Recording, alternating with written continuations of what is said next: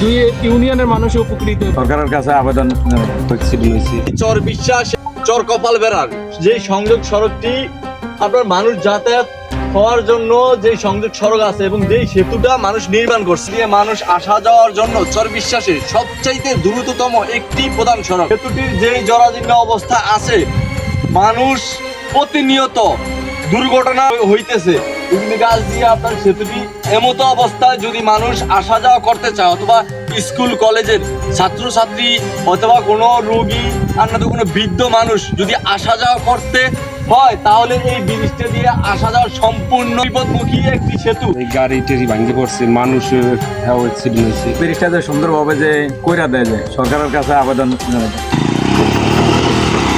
লোকজন ছিল টাইনা উড়াইছে, এরপর থেকে দীর্ঘদিন আসি না। এটা খুবই জরুরি একটি প্রয়োজন ব্রিজ, যা চরকাপালগড়া এবং চর বিশ্বাসের যাতায়াতের জন্য, যেটা করলে দুই ইউনিয়নের মানুষ উপকৃত হবে, শিক্ষা ব্যবস্থার উন্নতি হবে এবং চিকিৎসার জন্য এটা খুব জরুরি। কারণ যেহেতু আমাদের চর বিশ্বাসে একটি উপস্বাস্থ্য কেন্দ্র রয়েছে,